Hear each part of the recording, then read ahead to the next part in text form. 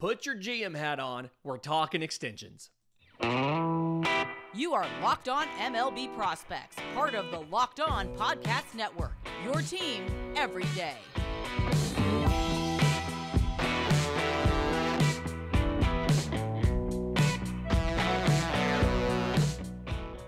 Yes, welcome on in to Locked On MLB Prospects, your home for all things minor league baseball. I'm your host, Lindsey Crosby, baseball writer and podcaster. Thank you for making this your first listen. Every single day, we're proudly part of the Locked On Podcast Network, where it's your team every day. And in the spirit of the Corbin Carroll contract extension with Arizona, I want to talk a little bit about guys that debuted last year and who should you give a contract extension to. Obviously, we've seen some of those guys already get locked up. We've seen Julio Rodriguez sign what is probably the most complicated contract extension in baseball history, and if not, it's pretty close. But you saw Michael Harris, Spencer Strider all get locked up. And so let's have a conversation about the guys that need to be signed and maybe how much it would take to sign them if you were to go ahead and extend these young players. And the first one is Baltimore Orioles catcher Adley Rutschman. And the reason I want to start with Adley Rutschman is probably not that surprising. I think that he's already one of the better catchers in all of baseball. So, reminder, last year comes up May 21st. First hits a triple, I believe. And look at what he does over the course of the 113 games that he gets in Baltimore as a member of the Orioles. 254, 362, 445, 13 home runs, 49 extra base hits, 65 walks, 286 strikeouts, 4 of 4 on stolen bases. Only had 13 home runs, yes, but was an absolute doubles machine. Puts up 35 doubles, and I think as time goes forward, you'll see more of those doubles turn into home runs. But catching is so much more than just the offensive production. Obviously, this is good offensive production, I would argue, in general. Not just for a catcher, but in general. It's an OPS plus of 128. And when you think about the average OPS plus per position, we've talked about positions where defense is not at a premium. Things like first base, you need to have an OPS plus over 100 to be average. Catcher is one of those positions where the average OPS plus from the position is lower than 100. So being at 128 not only means that he was a good offensive player, he was one of the best offensive catchers in all of baseball. He ended up 5.2 WAR last year. Not just for the offense, but also for the defense. Adley Rutschman was fourth in framing, and his caught stealing percentage, 31%, so 6% above league average. His entire year last year, if you look at every catcher with 400 or more plate appearances, Adley Rutschman was first in WRC plus at 133. He was second in FWAR, 5.3. Second in on base percentage with a 362, and was third in weighted OBA at 354. So Adley Rutschman already plays at a level of one of the best catchers in baseball, both offensively and defensively. And theoretically, what is logical, he's only going to get better. Now, first overall pick in 2019 out of Oregon State, you knew Adley Rutschman was good, right? Do we think we knew he was this good? The Orioles would obviously say yes. I don't know if we knew he would be, as soon as he debuted, he'd be one of the 3 or 4 best catchers in baseball. And so trying to price an extension for Adley Rutschman is a little bit tricky because you have to figure out the right way to do a comp on this. If you're looking at other top prospects who signed extensions early, I think the two ways to look at it is the Julio, like the two comparisons you can use. This is the only time we're actually going to use comps on this show, people. The only comps you can use when it comes to young player extensions are going to be something like Julio Rodriguez, which for the sake of this argument here, we're going to call it a 12-year, $210 million extension. In reality, it's two separate deals. The first one's like a 7-year deal for like $120 million, buying out 2 free agent years. And then it's hugely variable. That can be 7, 5, 7, 0, 8, 10 years on different amounts depending on finishes and all of that. We're skipping all of that. So the Julio Rodriguez deal, we're just going to work as if it's a 12-year, $210 million deal. Or the Wander Franco deal, which was signed before Wander Franco came up for 11 years and $182 million. So you have some framework there if you want to start with an extension. You can look at the young top talent that's gotten extensions and base it off of that. Now, those two comps work if you're looking at an Oriole for life type contract, right? Something where you're going to sign Adley Rutschman for double-digit years. You're going to sign for 12 years or so. And there's pros and cons to this, right? The pro of this is you avoid losing a homegrown star like you did for Manny Machado, where you had to trade him to the Dodgers because you knew you couldn't re-sign him in free agency because you didn't lock him up early. The cons to this, there are cons to this. One, the Orioles have really not committed a lot of money to the future at all. The last time you did a large long-term deal was Chris Davis, 7 years, $161 million, and that contract was essentially a bad deal the moment it was signed. So there may be some organizational hesitancy to sign a deal that long.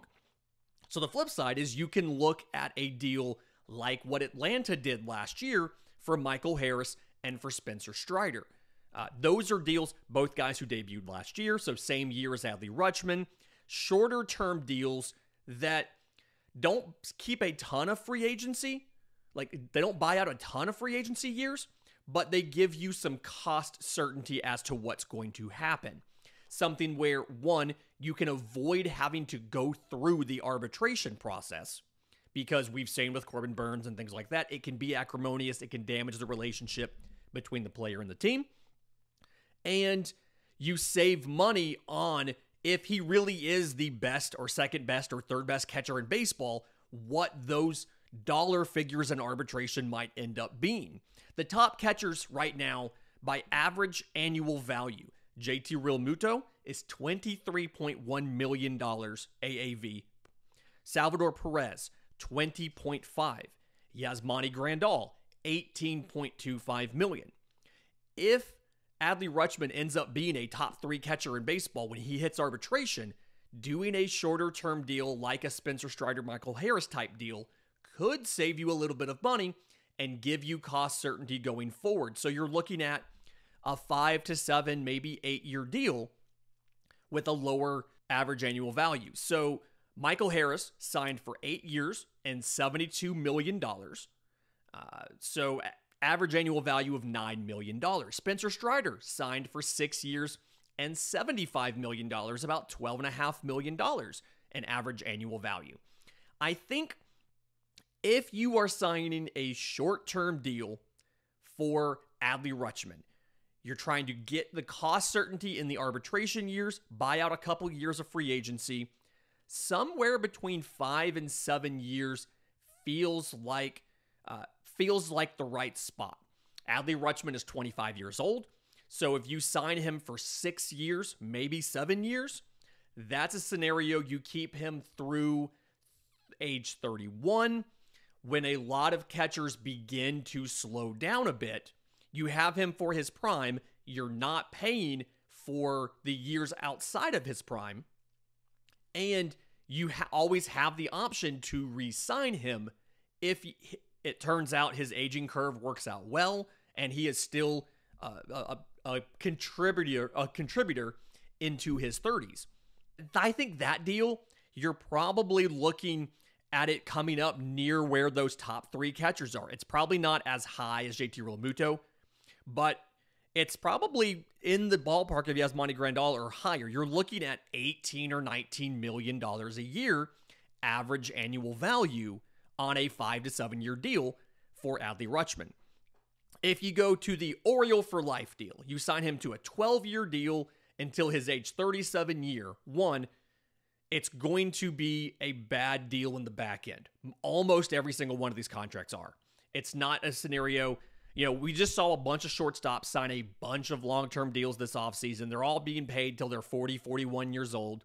Most of them probably will not be on the roster on the very end of that deal, similar to how Albert Pujols was not on the Angels for the very last year of that deal. I think if you're doing a longer-term deal, though, an Oriole for life type deal, you can probably come back a little bit on the money.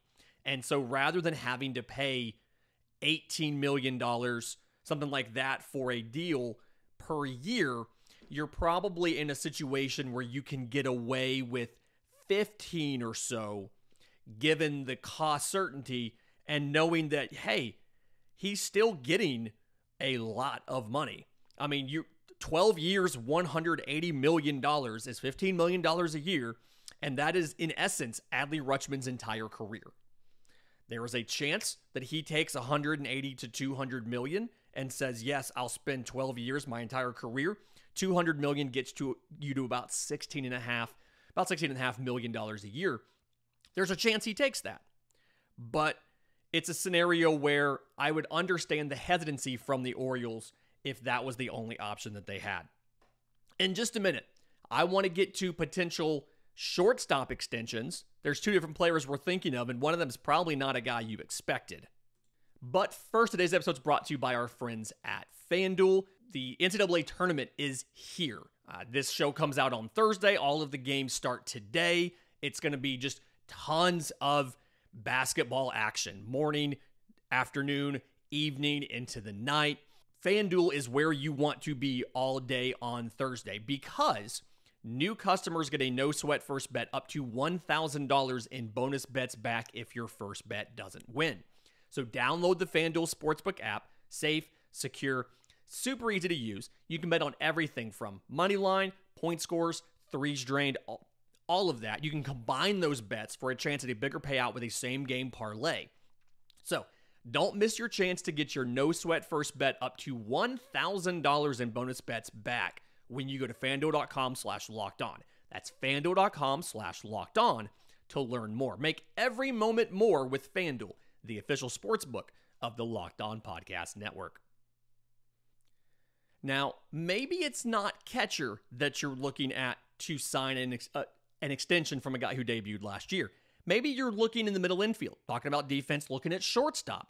There's a couple candidates who I want to discuss about the options for shortstop for them. They're probably going to cost slightly different, and it's because each player is at a different point in their careers. So the first guy is Astros shortstop Jeremy Pena, and the other is Royals shortstop Bobby Witt Jr.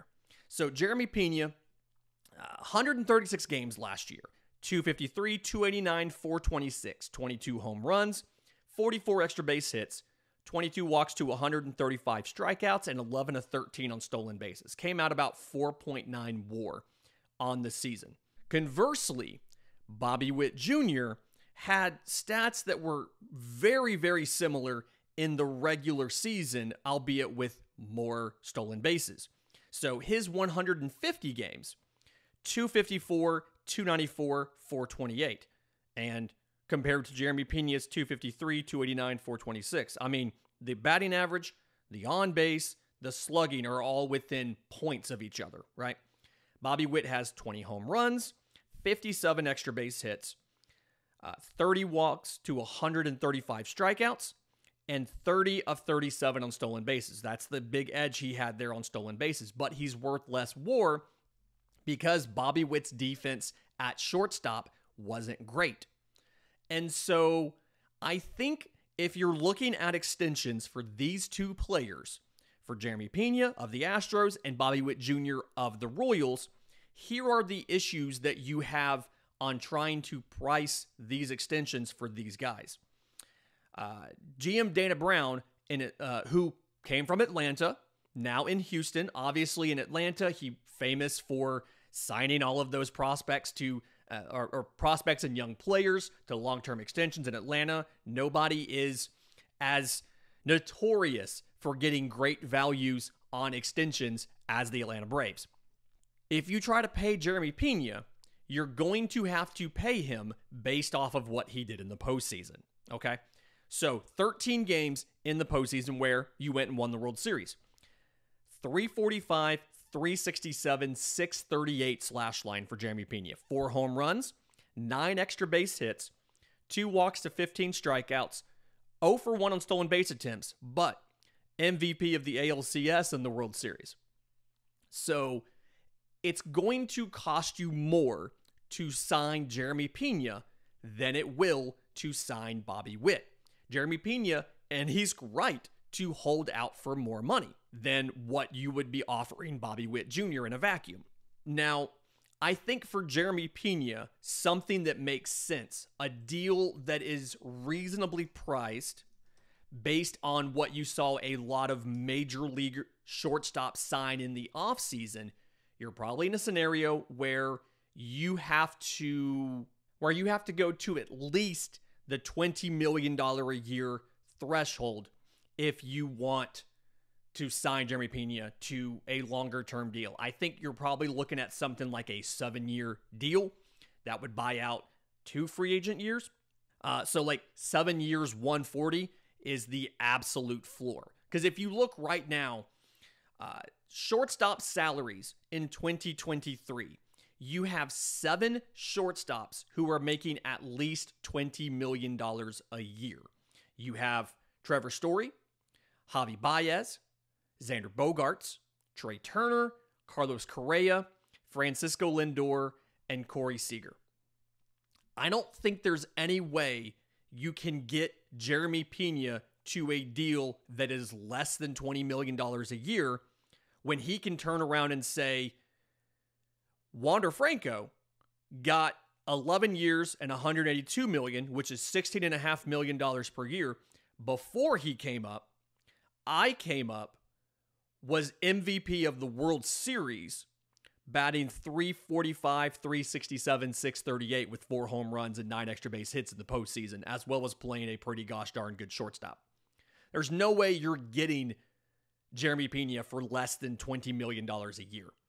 Like 7 years, 140 is the floor for a Jeremy Pena extension. Whereas with Bobby Witt Jr., I think you have a little more flexibility. Again, stat line, statistically very similar offensively. More stolen bases than Pena, but very similar. Defense, he was not nearly as good. On a per-play basis, Bobby Witt Jr. was one of the worst defensive shortstops in baseball last year. And now I think he's better than that. I think the potential is there for him to be better, but there are questions about, does Bobby Witt end up moving to third base simply because he struggled so much defensively at shortstop last year? You'll probably see him open this year as the starting shortstop. We'll see what happens going forward. But I think because of that, you have the ability to structure this deal in a way that gives him some cost, or gives him some security, gives you some cost certainty, and lets him be a free agent before age 30. It's going to require the biggest deal that the Royals have done. The current record for the Royals was signed in March 2021 by Salvador Perez. 4 years, $82 million, about 20.5 average annual value. I don't think you're going to get that expensive on a year basis for Bobby Witt. But I think looking at the fact he's 22, something where you sign him for, say, 7 years, $105 million, it comes out to $15 million average value. You're probably going to backload that because it's a lot cheaper to buy out a pre-arbitration year than it is to buy out a free agency year. But that's a scenario where you get cost certainty. You buy out 2 years of his free agency. The selling point for him, he becomes a free agent before the age of 30. And if he plays to the caliber that he thinks he is and that he was projected to be, he'll still be in line to get a massive second contract from a team in free agency if it ends up not being the Royals. So something I think you need to discuss. I think the Royals need to look at it. JJ Picollo is probably, he's indicated they've already broach the topic and they are open to an extension. It's just a question of the money and everything lining up and working out. In just a minute, I've got a couple pitchers that I want to talk about and trying to figure out how do you price the pitcher extension. But first, today's episode is brought to you by our new sponsor, Ultimate Baseball GM. This is a really, really cool app. If you have dreamed of becoming an MLB GM and managing your professional baseball franchise, like, I don't know, maybe trying to figure out which prospects that debuted last year you should sign to extensions, this is the app for you. Your dream can come true. This game is definitely for you. In Ultimate Baseball GM, you manage every strategic aspect of your team. Simulate through the season, and you lead your team to glory. You're responsible for hiring the right coach and staff, and that involves managing the team finances to make sure you can pay for it all, scouting and drafting players. That includes managing personalities, morale within the team, chemistry, things like that, and navigating your franchise through free agency and all of the ups and downs of a season. And all of this takes place in a challenging but detailed and realistic game world. Ultimate Baseball GM is completely free. It's playable offline. You can play on the go when you want, as much as you want to. We have a league set up for MLB show hosts for Locked On, and it's been tons of fun for us competing with one another, seeing who can build the best team, who can win the most championships, who can build the best farm system. Obviously, I kind of have an advantage on a lot of the guys there, but it's been really interesting to kind of dig in to see exactly what type of philosophy you want to enact offensively, defensively, from your coaches, getting everybody in the organization aligned and on the same page. It's an incredible way to spend a little or a ton of time on it, however much you want to give. Locked On MLB Prospects listeners get a 100% free boost to their franchise when using the code Locked On in the game store. So make sure to check it out. To download the game, visit probaseballgm.com, scan the code on the screen, or look it up at the App Store. That's probaseballgm.com for the Ultimate Baseball GM app. Start your dynasty today. Okay, so for the last extension possibilities, I've got some pitchers, and we're going to take them separately. The first one is Seattle Mariners pitcher George Kirby. I think that he is a good candidate for an extension because when you look at not only what George Kirby did last year, but also the team around him making the playoffs for the first time in a while on the back of your American League Rookie of the Year in Julio Rodriguez, who you extended, and going out and acquiring pitchers and then extending them like a Luis Castillo and a Robbie Ray. George Kirby steps into that rotation, throws 25 games in the regular season, 8-5 record, 3.39 ERA, and 130 innings pitched, 133 strikeouts, so 9.2 per 9, 222 walks, 1.5 walks per 9, only gives up 13 home runs. Trying to price this is admittedly tough, and I think it's tough because of some of the precedents that you have in Seattle. So you did acquire and extend Luis Castillo.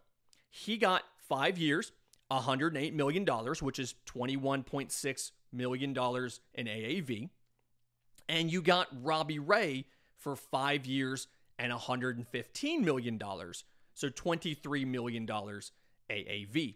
The issue is you have to get George Kirby to accept not the same pricing as the other starters that he's in a rotation with.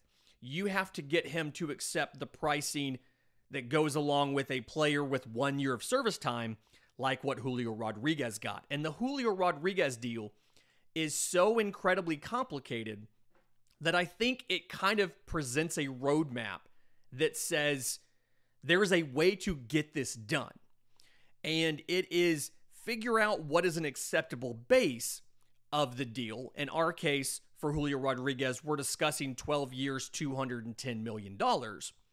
But put in plenty of escalators based on player options, mutual options, team options, team options with automatic escalators so that like the Julio Rodriguez deal can become 17 years, $470 million if he maxes all of the possible options and escalators. And so George Kirby, there's an option to do something like that as well. To me, it feels like the floor for a deal for George Kirby, age 25, starts off at something like 8 years, $100 million. Sounds like it's a little bit low, but I think what GM Jerry DiPoto, who, friend of the Locked On Podcast Network, came on Locked On Mariners, great interview. I think what Jerry DiPoto has to do is build in escalators for George Kirby, similar to what he did for Julio Rodriguez, based on finished in Cy Young races, finished on MVP votes, and things like that, so that this deal can automatically extend, the salary can escalate, or club options can automatically kick in based on performance, so that the base deal for George Kirby comes out similar to how Julio's base deal is 7 years, $120 million. The base deal for George Kirby, 8 years, 100, 8 years, 110, and then it can escalate and come into more as things happen. So, interested to see what goes on there, but I think your floor is probably 8 years, 100 or 8 years, 110, and you build off of that. The other pitcher that I want to see locked up, I actually have two different options here, is the Cincinnati Reds. It's something where Hunter Greene and Nick Lodolo are both promising pitchers you drafted in the first round. Hunter Greene was a first rounder in 2017 out of high school. Nick Lodolo was a 2019 first rounder out of TCU. Both these guys came up and pitched all year, struggled in their own ways, shined in their own ways. Hunter Greene, 24 games started, 5-13 record. A lot of that was not his fault. It was Cincinnati's fault. But 4.44 ERA in 125 2/3 innings, 164 strikeouts, so 11.7 per 9, 48 walks, 3.4 per 9, 24 home runs allowed. The reason I'm saying Nick Lodolo or Hunter Greene, either one, is twofold. One, our hosts of Locked On Reds, Jeff Carr and Steven Offenbaker, they don't agree on this. Jeff Carr says Hunter Greene, Steve says Nick Lodolo. And their statistics, minus excluding the win-loss record, their statistics are surprisingly similar. ERA is a little bit skewed by the extra home runs that Hunter Greene gave up, but Nick Lodolo started 19 games last year. 3.66 ERA versus a 4.44 for Hunter Greene, and 103 1/3 innings pitched, 131 strikeouts, so 11.4 per 9, which compares to Hunter Greene's 11.7, 39 walks for Nick Lodolo, which is 3.4 per 9, which compares to Hunter Greene's 3.4 per 9, and 13 home runs allowed. I think that these players are very similar performance-wise. And so if you are the Cincinnati Reds, you go to the player that you feel has the higher ceiling, you make that offer to him. If he doesn't take it, you turn around and you go to the other and you can make a similar offer. This is something where Cincinnati fans need something to feel good about. Cincinnati Reds fans need something to think that, hey, our team is trying to compete. Our team is legitimately bringing up minor league talent. They've all these losses, all of this movement of players has been for a reason. Nick Lodolo and Hunter Greene coming up, getting their feet wet, understanding how to pitch at the major league level means that as these position players come up, as your Ellie De La Cruz comes up, as your Christian Encarnacion Strand comes up, as some of these guys, Spencer Steer, as some of these guys get to the big league level, the pitching staff is more ready to flip into win mode. And so I think this is an important, one, cost certainty thing going forward for the Reds, but two, a message to the fans, to the players, that we are trying to compete. We are coming out of the wilderness, and we are on the backside of the rebuild. So, interested to see if Cincinnati attempts to sign either one of those guys to contract extensions. We haven't heard a lot out of their camp yet about that. This is the time of year, though, February, March, and April is the most common time that contract extensions happen. So we'll see what comes out of it. That'll about do it for today's episode of Locked On MLB Prospects. Stick around tomorrow. We have a great conversation with James Bailey all about some of the most noteworthy, not necessarily best or worst, but most noteworthy debuts of 2023. Reminder, if you have questions for the show, I'm on Twitter at Crosby Baseball. Show's on Twitter at Locked On Farm. You can email us, lockedonmlbprospects@gmail.com, or drop your questions in the Locked On MLB Prospects Discord. Links in the episode description. Link is in the show notes. Until tomorrow's show, just remember, it's always a good time to pay a minor leaguer.